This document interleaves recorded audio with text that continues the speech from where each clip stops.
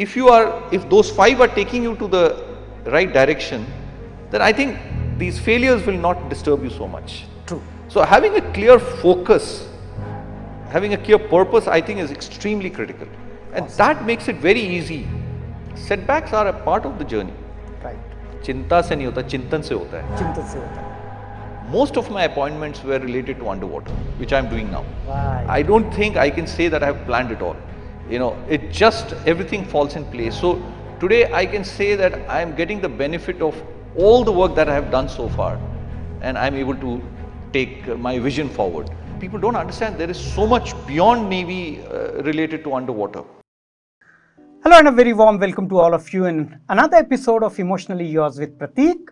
Today we are blessed to have one of the finest guests and one of the finest brains that IITs has produced. Okay, Commander Arnab Das, who has served Indian Navy, who's presently on to research on marine life and the deep waters. So as we say in emotions are deeper. I guess waters are even deeper than that. So a very warm welcome to you, Commander Sir. Thank you so much. Okay. Thank you so much, Pratik ji, for inviting me, and I hope I'll be able to share some insights with you. I'm sure. Which will be of relevance to a larger audience. Thank you very much. Great. So, Commander Arnab, in this particular podcast, we talk about emotions, we talk about the impacts on us and various other aspects. I was going through your profile and I saw that you have a very, very enriching profile. And the other day when we spoke, you spoke about school days with St. Stephens and then went on to do your BTech and MTech in IIT and then doctorate in the water research and various other aspects, and then you joined Indian Navy, right? A brief walkthrough of your journey of life so far, if you could just elaborate for our viewers. Okay. My father was in the army, so we have grown up moving around in the country, and so had a diverse exposure to different cultures, different kind of people. Mm-hmm. So I went to a Kendra Vidyalaya. Right. So I think in our days, Kendra Vidyalayas were extremely rich in terms of the diversity that it brought in. Mm-hmm. And I grew up largely in the Hindi heartland. So had exposure to a diverse culture. And so that gave us some strength in terms of, dealing with different kind of people, cultures. So I graduated, I finished my schooling from Dehradun, and then, even joining the Navy was something, I wanted to be an engineer. Mm-hmm. And wanted to, of course, go to an IIT, but, I somehow missed the first chance to get into an IIT for my BTech. Although I got through some other places, but I felt that, I need to drop a year and, try again. Right. But in that process, one of my closest friend who was also preparing with me, he filled up this form for the Navy. Okay. And even for me. And even for you? Yes, even for me. Okay. And I didn't give too much importance at that time. Uh-huh. But suddenly, while I was, when you miss it very closely, you're not so motivated. So suddenly one day, one postcard came to me that, I've been called for this services selection board. So okay. Indian Navy had started this new scheme in 84. I'm the 7th batch. So where straight from after your 12th marks, you're called for the SSB. Although it's a tough competition because there are 74 seats at that time, all India. So I got this call for this services selection board. I was called to Bhopal. Me and my friend, we went together to Bhopal. Mm-hmm. And as, luck would have it, I got through and my friend could not make it in that. So now, although when I went for the interview, I had not thought of, because I never thought of joining the forces at that time. My focus was to become an engineer. But when this came, I felt that I have something in hand. But I went through a very complex situation at that time. My mother had just, come out of cancer treatment. I mean, even during my 12th exam, she went through this whole process. So now leaving her alone, I mean, my sister was doing her medical in Guwahati. We were in Dehradun. My father was posted in a field station in Siachen. He's a medical doctor and he was heading the entire medical cover to the Siachen operations. So it was not easy I was in that dilemma whether I should leave her like that and join. So, and it was not in those days, it was not an era of mobile phones that, you can just connect to anybody. So even to send a message to my father, quickest is, you use the army channel. So the army, the head of the military hospital in Dehradun, he was very kind enough to send a message, and my father. So it was only letters that can go and come. And you can't use these, important thing for your personal thing. So he just sent a message that, I would like to interact. So then my father had to come down to Chandigarh, and I went and met him. That, this is what has happened. And, so my father said, no, you don't worry. I mean, we'll make arrangements because my mother couldn't have been left alone like that. So in those circumstances, I took a call that I need to join the Navy. So I went and joined in Goa, and then life begins there. So it somehow, to console myself at that time, I still became an engineer in the Navy. Correct. But it was a wonderful journey because the whole cadet training that I went through, although it was tough in many ways, but it really builds you. I mean, today when I look back from here, I think that was one of the best decisions to take at that point. So when I carried on, so even in the Navy, there was a time then, when I chose between, in the Navy, we have two choices as an engineer, whether you become an electrical engineer or a mechanical engineer. But I somehow was very convinced that I should go to, the mechanical branch because, in those days you feel that the life is tough and, you work in the engines, which are engine rooms and all that. And I did well, reasonably well in my subjects, so I thought I'll get my choice. But, my seniors or whatever, the naval headquarters in their wisdom decided to give me electrical engineer, as electrical engineering. So when I went to, so initially first month I was very upset. I've done well and why should I not get electrical engineer?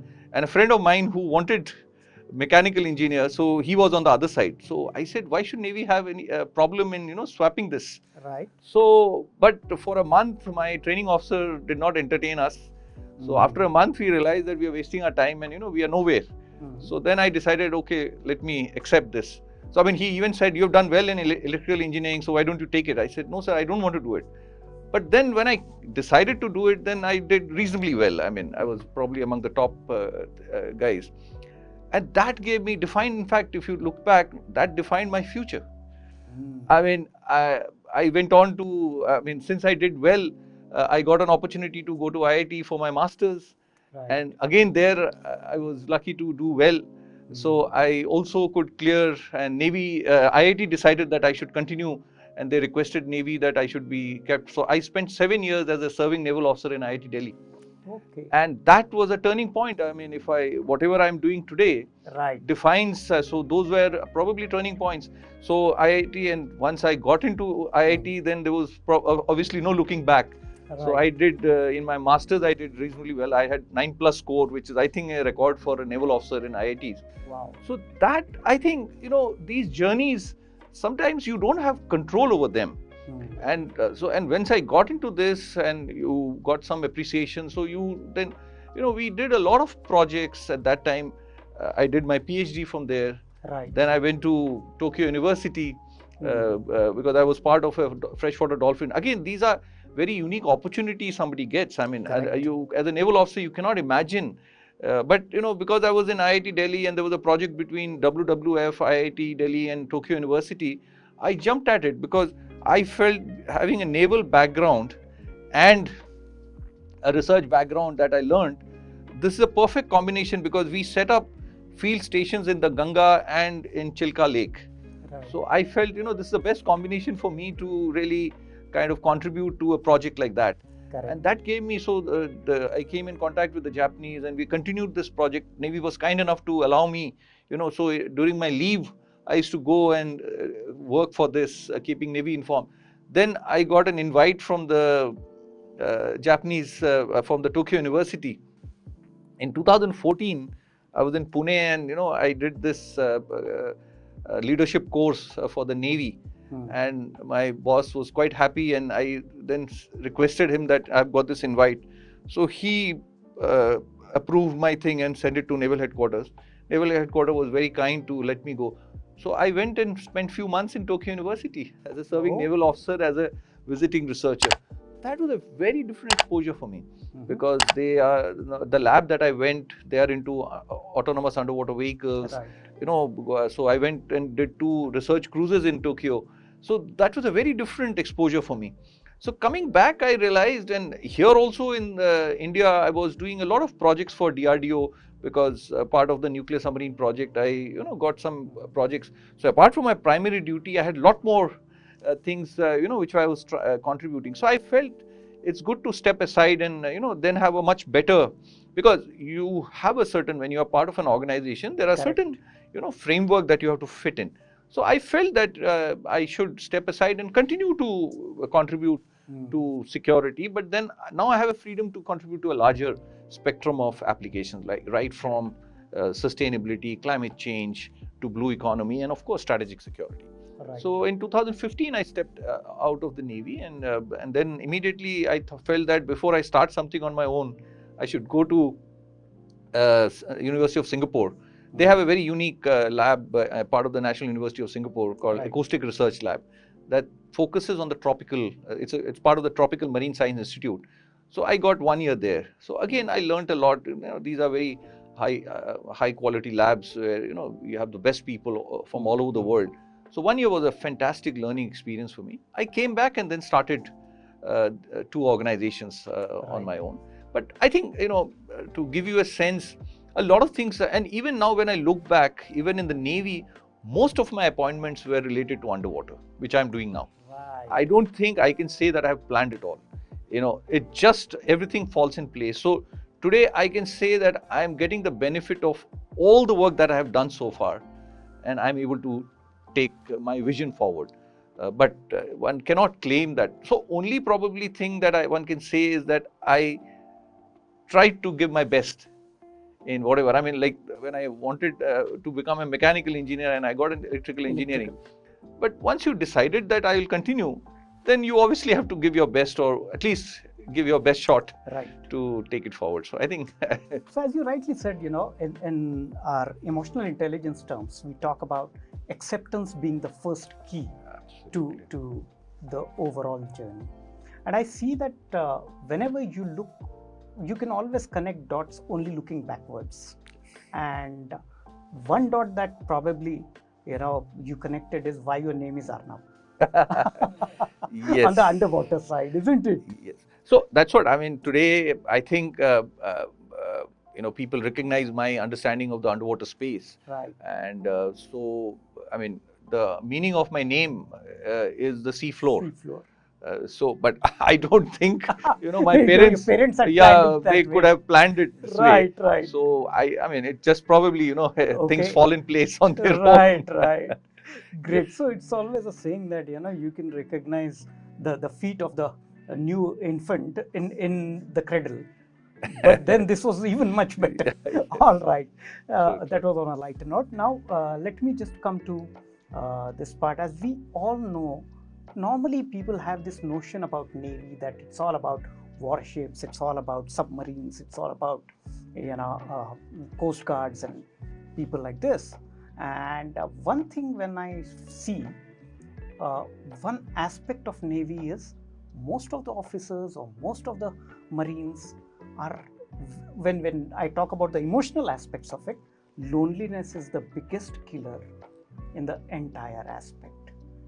For miles and miles, it's only sea, and there's nothing much to do. The feeling, there's no connect.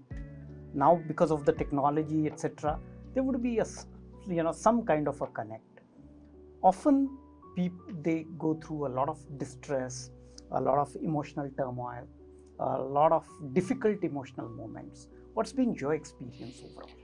Okay, I think that's a very important question, but I would like to put it this way. See, I'm at cadet entry in the armed forces or in the Navy. Right from our training, somehow we are pushed to the limit. Correct. But I don't think I would say that at that point, I mean, somebody may laugh at me, but we had actually started enjoying the tough life. I mean, there was a time when, our seniors would really put us through a lot of pressure. But we never, at least I can talk about myself, that we never felt that, I need to run away. And I'm not saying because of me alone. I mean, that's the system. I mean, we as a group, I would say, most of us, I mean, if I connect to my own batchmates or course-mates or even my juniors, I think the system has evolved in such a way that, we start enjoying that stress. Okay. I mean, there are definitely cases, some people are not able to, but the majority, I mean, I would say 99% of the people are able to take it reasonably well. So it starts right from the training period. Even on the ship when you're there, a lot of things are, if you just analyze as an independent observer, they are very stressful moments. But when we were part of it, I mean, now many things that I did, I don't think I can imagine, doing it. But when we were part of that, a ship is such a complex, unit, and possibility of accidents or possibility of any, untoward incident is very, very high. But, the system has evolved in such a way. I mean, I think we have to give credit to the whole mechanism that has been built in this whole naval system. That, a lot of things comes very naturally to all of us. There are incidences that happen here and there, but I don't think I was ever worried, as an individual or as a group, that this can happen or that can happen. We, of course, we took a lot of risk also. That is part of the job. But I feel the system is, full credit to the system that it has evolved. I mean, it comes right from your training time. How you, and even like if I now walk or both of us go on a ship, on the deck itself, you will not be able to walk straight without tripping or without falling down. At that time, we used to run. Even on a ship, there are a number of decks. Going down the stairs. We used to, because everything it becomes your muscle memory, and that's the whole training that is given to you, and the whole training system has evolved, and it just becomes part of your muscle memory that you're able to discharge. Natural reflex. Absolutely. So that is, I think, a lot of credit to the whole mechanism that the armed forces, or I can talk more strongly about the Navy. So I think, I never personally felt that it's so risky or this is that or that. So we were all probably very tuned to the whole mechanism, and we enjoyed actually everything, and we never felt lonely. And it's like if somebody is from the, not even just Navy, I've been to Jodhpur, and I landed there in a Air Force aircraft late in the evening. I went to the mess, and we shared a drink. None of them I knew. Right. But we could exchange, right from our cadet days to whatever, as if we've been knowing each other for so many years. So I think that is the kind of ecosystem that has been built, and we could be friends. They were not even the days of mobile phones. Right. But we could connect with people. Then one of those officers came and dropped me at the tarmac because the bus comes to pick you up. He said, no, don't worry. So he comes. He's a pilot from the Air Force. He comes and drops me. I never met him before. So I think that whole ecosystem has been built in such a way, or it has evolved in such a way, that it's very beautiful. They have their own operational risk, that they go through. But when we meet, it's a very different ecosystem. So that emotional connect happens probably because of the whole ecosystem that we have been part of. Awesome. So normally people feel that the conventional way of looking at it is, if you are a naval officer, establish yourself into Navy training or some kind of fleet movement, etc., etc. But you chose a very different path. You've been part of a growing blue economy, and that's going to be phenomenally high. When you made this unusual choice, then it was definitely an unusual, even to a great extent now, it's pretty unusual. what were the thoughts that ran in? I'm sure you must have factored in a lot of fear, risk in terms of, and there was a conviction saying that this is the future, this is what we need to go, and you stepped onto it, which then and to a great extent even now is felt as an unconventional path. No, if I have to be honest to you, many times you don't think through so much. Okay. But you start. I mean, you have to start. I mean, it's definitely, I mean, when I came to IIT, my first focus was that because I wanted to come here for my BTech, I couldn't. Now I have come for my master's, I have to do well. Or I have to at least give my best. So I worked extremely hard and, and I was lucky also. See, many people work hard, but, the results sometimes don't show up. I mean, I tell my son sometimes, in my 11th and 12th, I worked very hard. And whatever fundamentals you build at that time, that comes very handy when you go forward. Right. And if you go to IITs, if you have a strong mathematical base, it helps you a lot. And that probably was my strength. So, but you have to still work hard. I mean, I don't want to name just the IIT system, but many of these systems, the only bottom line is you have to work hard. You may be very smart, very intelligent, but if you can't work hard, these systems will not let you go. So as simple as that. So I thought very clearly that, I have to work hard. And so that's what I did. But then, so even when I joined the IIT and, I was pursuing my PhD, you have to write papers and, you have you have to build your reputation. So I wrote a lot of research papers, technical papers. But somewhere down the line, still I was in IIT, I felt that maritime strategy is also something I need to, because that came from my naval genes, I would say, because I was part of the Navy. So I started writing papers on maritime strategy. So by the time I finished my PhD, I almost had equal number of papers in maritime strategy also. And being a technical officer in the Navy, largely technical officers don't go into strategy so much. Right. But at some point, I had reasonably enough papers on maritime strategy. And see, when you write a paper, you read and, Correct. So the point I was trying to make is that how do you apply this technology into strategy?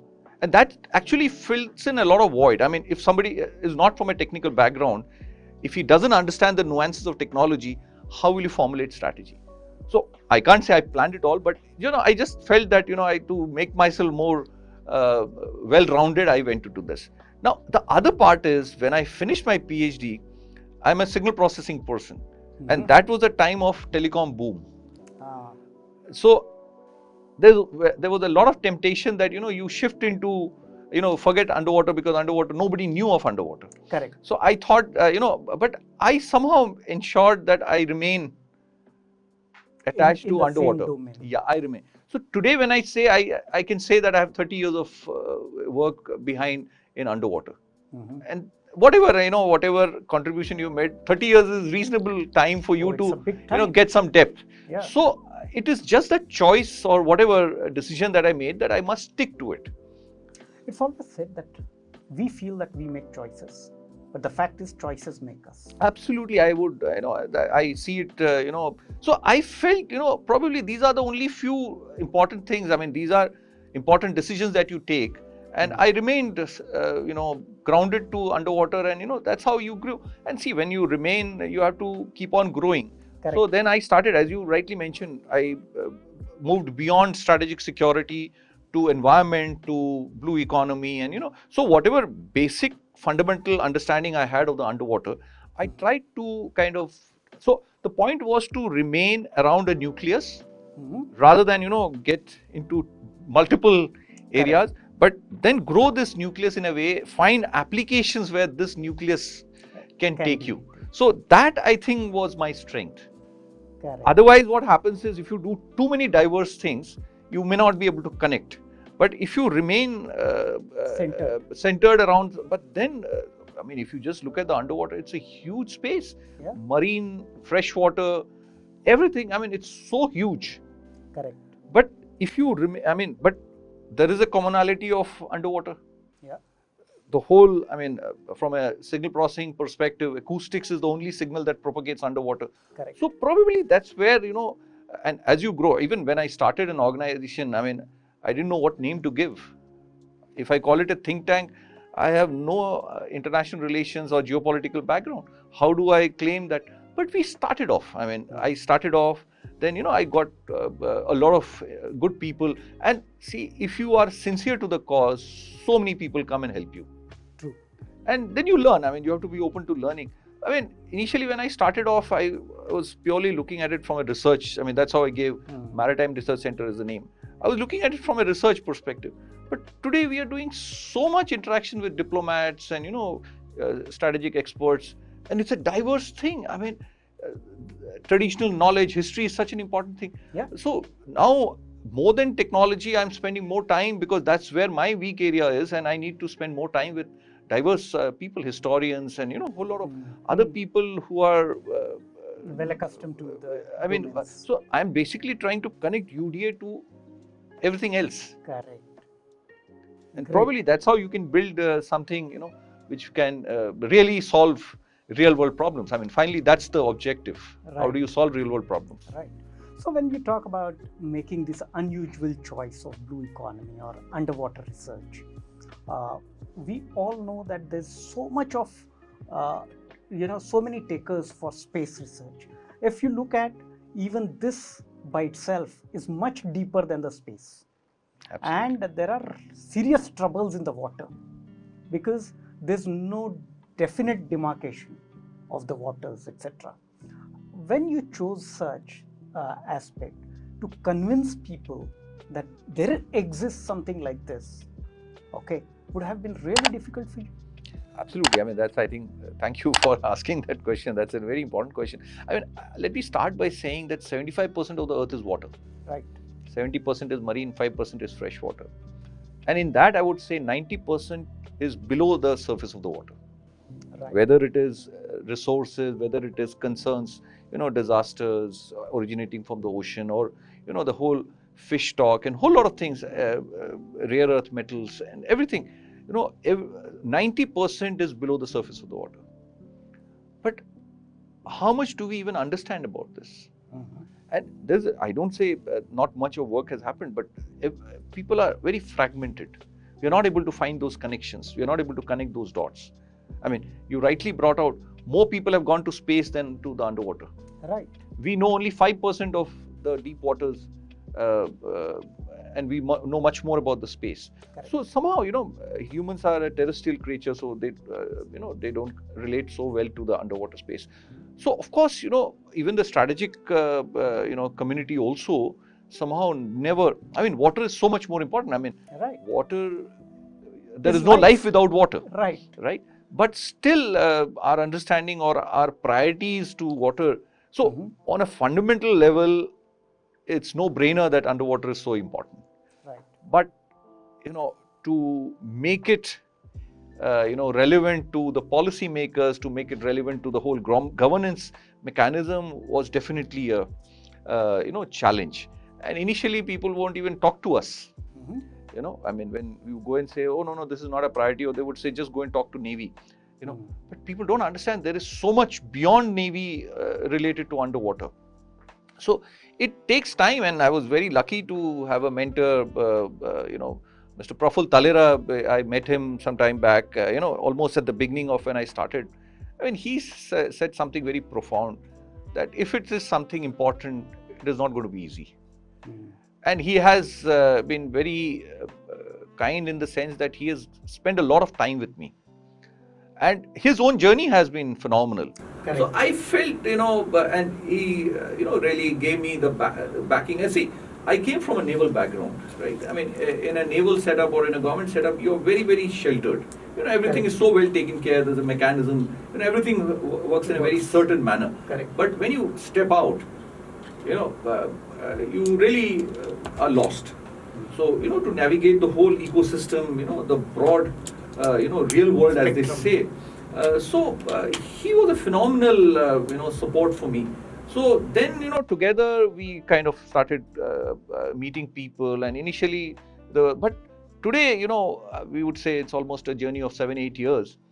Now people have started recognizing, and people have started associating us with this cause. So I would, but again, when you talk about emotionally, you have to be steadfast. That you just have to, because this continue. is quite unusual. This is quite less spoken. Absolutely. And this is absolutely because of the ignorance, most neglected ones. Absolutely. Right? Absolutely. And then, you're trying to convince something to the government, you're trying to convince something to the ecosystem, and they simply look at you. Is it going to be beneficial? Is it going to be helpful for us? Is it going to make any sense to the stakeholders? I just want to bring another aspect to it. Like there can be a lot of frustrations, like Right. as you said, you go to a policymaker, you go to a big guy and say this is, and he doesn't give you enough importance.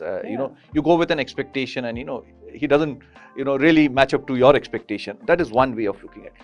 But if you look at it, when you are trying to push an initiative, I mean, this is definitely an initiative. When you push an initiative, there are so many components that make this initiative. Correct. So now, like what we discuss is the front end and the back end. The front end is outreach and the response that you get from the whole ecosystem around you. Right. That is the front end. But the back end is your body of work. Now, suppose I met you today and we meet after a month. Right. So you're going to say, Arnab, how are things? So I have to definitely give an update from what I met you. I mean, if I say the same old thing, you'll say this guy is not growing. So what I felt is, the back end. So our focus, when nothing was happening in the front or very little was happening in the front, we focus on the back end. And the back end consists of a lot of young people who got associated with us. We got a lot of interns and, good institutes like IITs and BITS Pilani. So a lot of young people came to us. And, these are smart kids. They understand the future. We don't do much of marketing, or we didn't have the resources to do, heavy duty marketing. But when those people came to us, I mean, these young kids came to us, and you throw some ideas and, the way they respond, that gives you a very different level of satisfaction and pleasure. We used to discuss, and I used to spend a lot of time with them. And, unlike me, they have a habit of working in the night. And, I'm normally, I sleep early and wake up early. So if we discuss something late night, before I wake up, they've already done the job. Okay. And when they throw it back to me and I check my mail in the morning, there's so much to again. So it gives you so much energy. Right. So I connect. So, emotionally, you have to, every day you want few success stories for yourself. Absolutely. You have thrown something at somebody, and if he gives you such a positive throwback at you, right, it's amazing. It's more than getting a big award.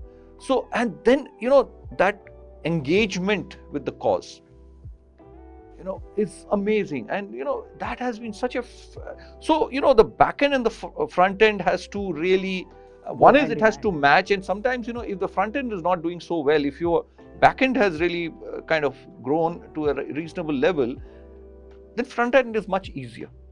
People start taking you more seriously when you say, oh, I have done this, and you have, right. And people can, I mean, nobody is a fool, and particularly if people have achieved something, they can make out from your, conversation and body language that, you are seriously involved. You're passionate about it. So, and passion is one emotion that I have seen that, that has driven you so much about it when you speak with so much of tenacity with it. No, I mean, I must be honest to tell you, it's all interaction with so many people and at multiple levels. Young students or young professionals, they came then, and when you interact with a cross section of people, diverse set of people, you're able to connect things. There's a lot of learning. Yeah. So like we meet a lot of senior diplomats, we meet a lot of senior bureaucrats, who have given their life in the whole governance mechanism. And then I have this lot of people, who were very quick, agile to think and, bring out. So that, I mean, you'll be surprised. I mean, when we meet people, somebody asked me, very senior, let me not name him. He said, Anna, how much time do you want? When somebody asks you very senior, how much can you say? I said, sir, half an hour. We ended up sitting for 3 hours. And we only talked underwater because that's the only thing I know. And he didn't know underwater at all. I mean, let me assume that. Right. But we could speak for 3 hours. Wow. And you imagine how much I would have learned. Right. He would have asked me questions. He would have told me few things. No, why not this? And maybe half of the questions he asked me, I couldn't have answered, or I may not have answered. But the conversation continued. And that is important. That's important. So after 3 hours, I realized, oh, I'm taking too much of his time. I said, sir, let me. No, Arnab, we'll meet again. So the point is that, people connect to the initiative. People connect to the sincerity is what my belief is. Correct. So people connect with the people first before they connect with the cause. I don't know. I feel, if somebody's been nice to me, it's not because of me. It is probably because of the initiative that I'm part of. Okay. That's my very, very awesome. firm belief that, it's not that there is any personal thing between me and somebody. Unless you display the same amount of passion for the cause. I mean, see, that definitely. To be honest, I know nothing else, so I have no other thing to say. So correct. I feel, because see, every conversation you learn so much more. Right. And that, so with your conversation today, some part of it will stay with me, and next conversation I will use that definitely. And then that, makes you probably better than what you are today. Correct. So I think that's the main cause. And it's not just helping me, it is helping, the cause also. Right. So, right. So when you talk about the cause, and, the other day we were talking, you also requested a lot of schools, colleges to include this topic of underwater research, because, that's futuristic, that's the aspect of what they need to learn, right? And when, somebody who's been accustomed to teaching history or maths or Hindi, and then you say that we're going to teach you underwater, I'm sure there would have been a reaction that wouldn't have been very, very encouraging at the beginning. What have been your experiences throughout? Oh yeah, see, you have to be firstly true to your own cause, whether people take it or don't take it. There are two factors in this. One is, see, when you go to somebody and say underwater, they somehow feel this is not for me, or this is not relevant for me. Right. Now, when you say underwater is about fresh water, which is life, right? Correct. It's about livelihood.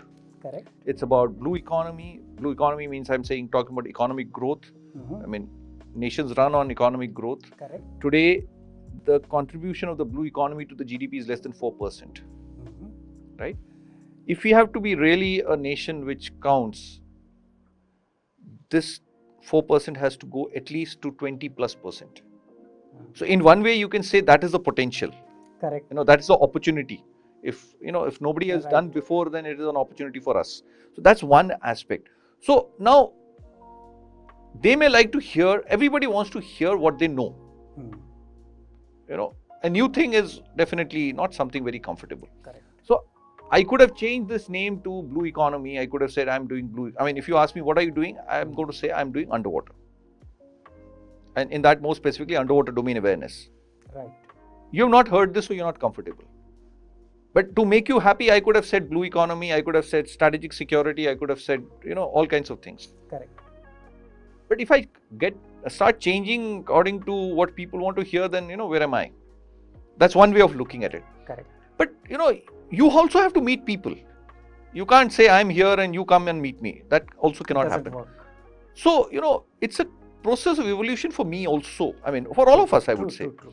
I will also see, I have to, on one end, I have to maintain my identity. My means, I'm doing something which has, because when you say underwater, it is a much bigger thing. Right. So now you have to, if it is not done in a holistic way, it will lose its entire meaning, and it will not be able to build in a manner that Correct. It has to be built. So what is the mechanism of reaching out to people without so it takes a while.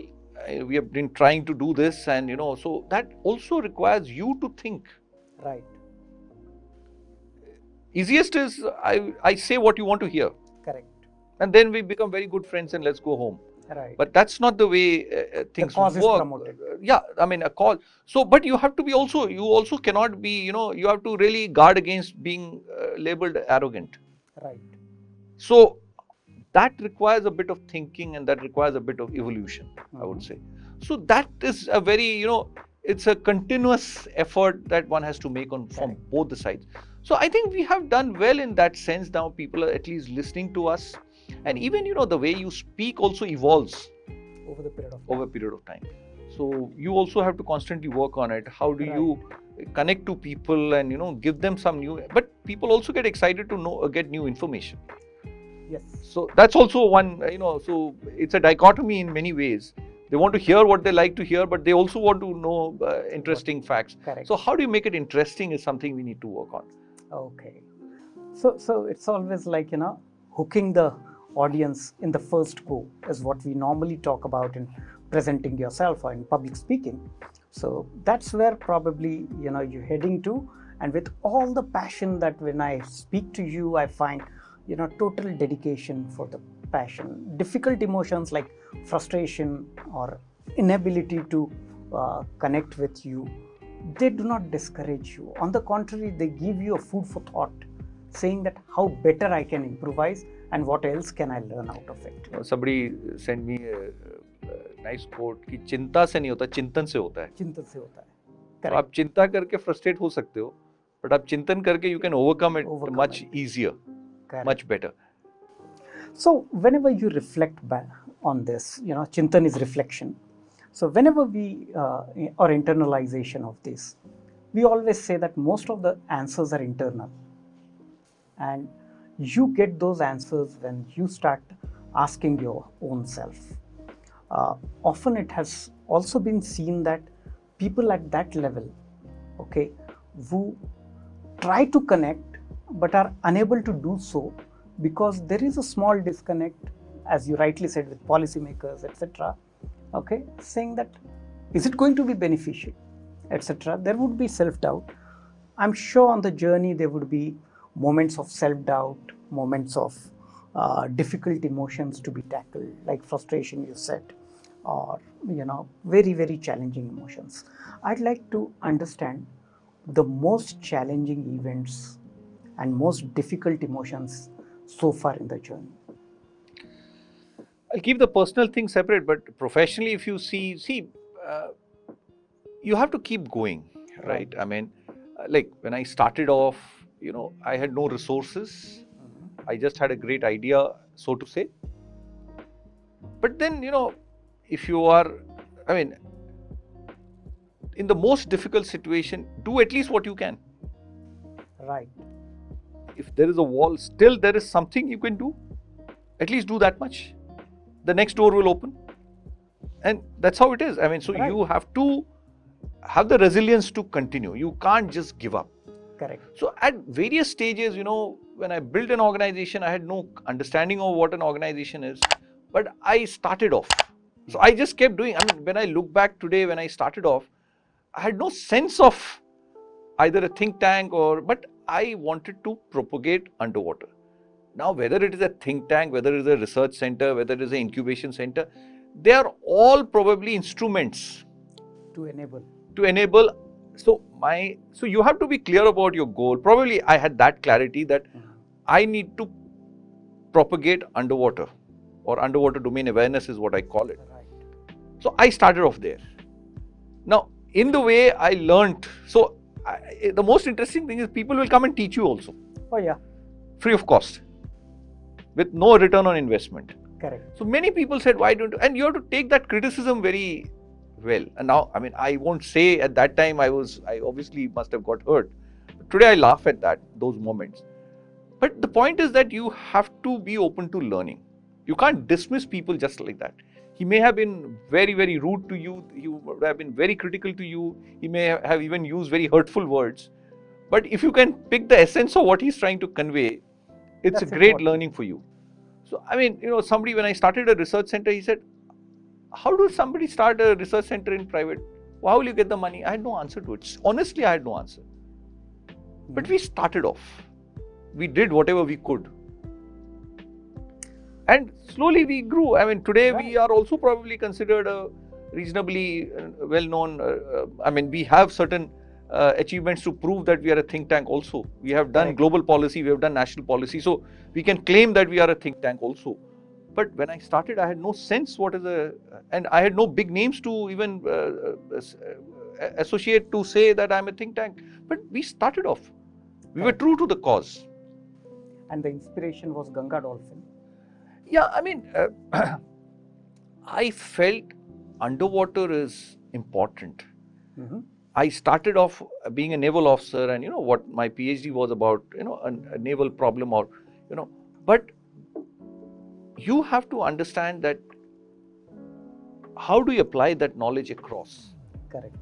So when this Ganga dolphin opportunity came, you imagine on one end I was working for the nuclear submarine, Mm-hmm. and on the other end I was working for the freshwater dolphins. But the connecting link was acoustics and signal processing. I mean, let me be honest to say that I didn't visualize all that then. Now I can say a lot of things sitting on this side. But at the same time, you also have to work on what you know or what are your strengths. So I said signal processing. Now, as I told you, I started writing on strategy. Now, when you start writing on strategy, what was my core strength? Acoustic signal processing or underwater signal processing. Now, I have to, as a strategy, you have to say, and the broader sense of strategy is how do you maximize? Correct. Right? So now, where all is underwater signal processing relevant? So when you start looking at it, the same signal processing that I was doing for a nuclear submarine or a submarine sonar is exactly the same thing what a freshwater dolphin does. And then being in the Navy, I was posted in Goa. There's a very, state-of-the-art facility which has underwater sensors and a whole lot of data coming. And being Navy and being Government of India, you have resources never an issue. So this had the latest equipment, and so you could throw ideas, and if you're ready to work. And there also I was very lucky in many ways that BITS Pilani was in Goa, and some young students came over as interns.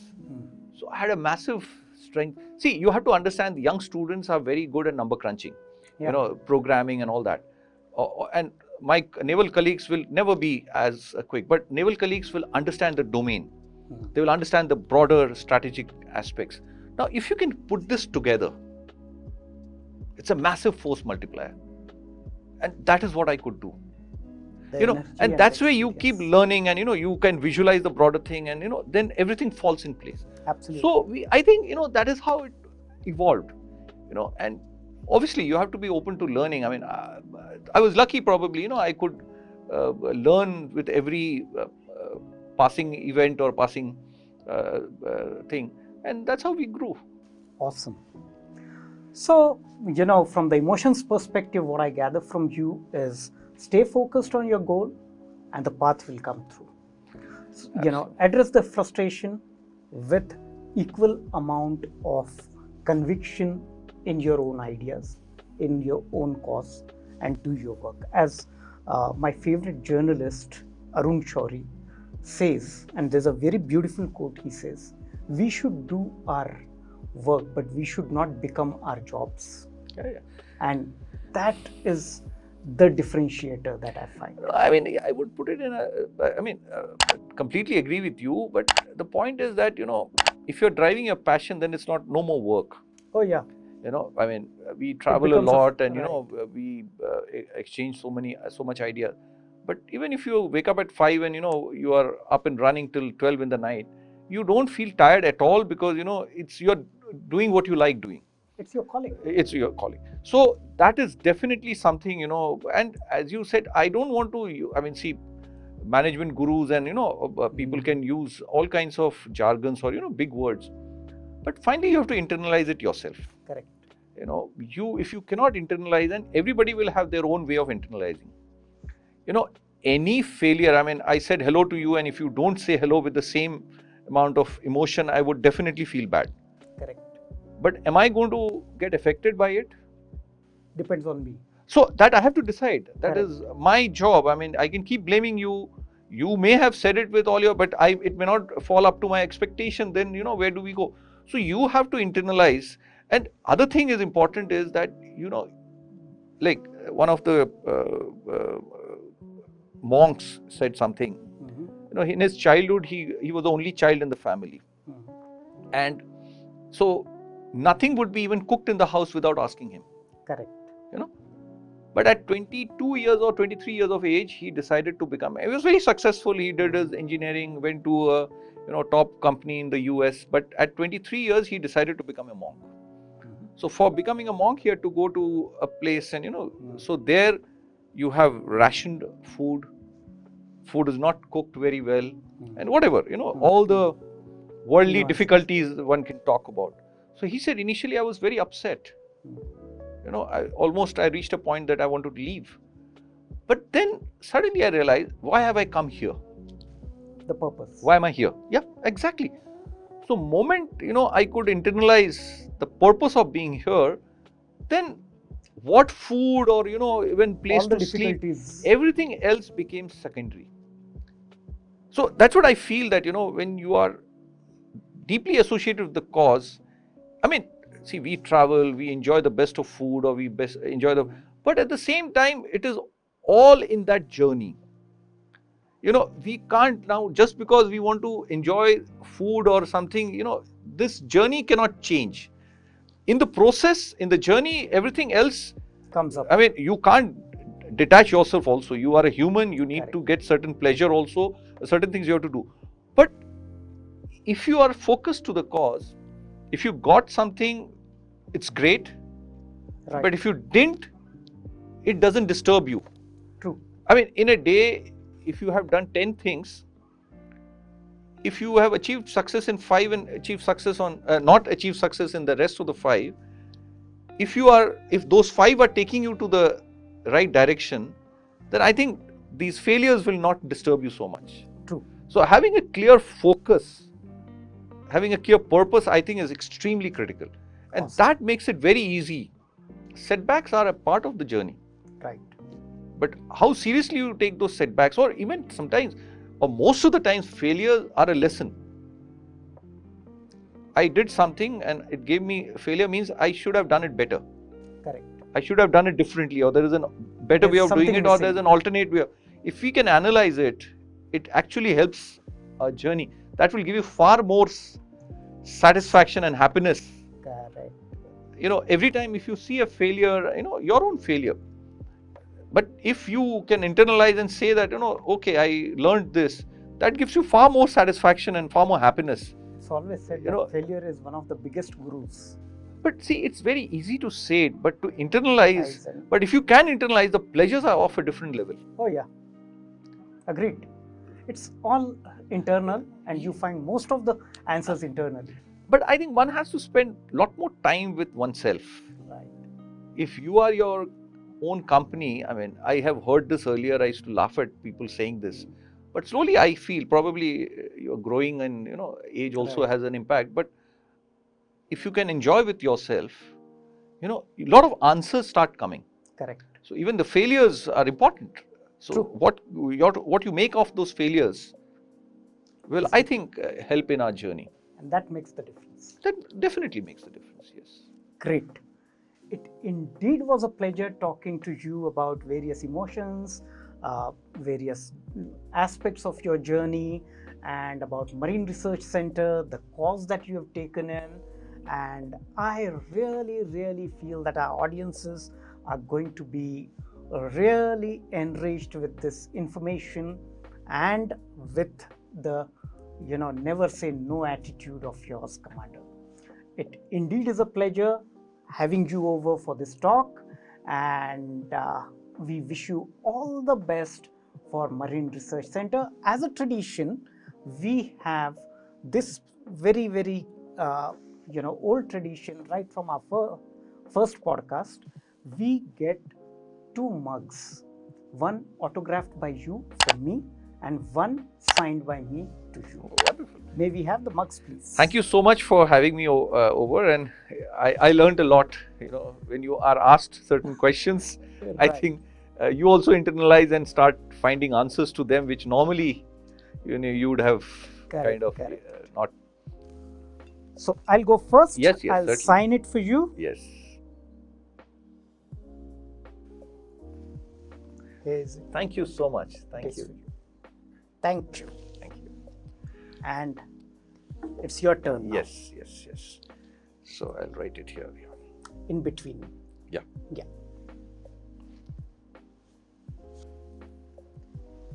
Thank you.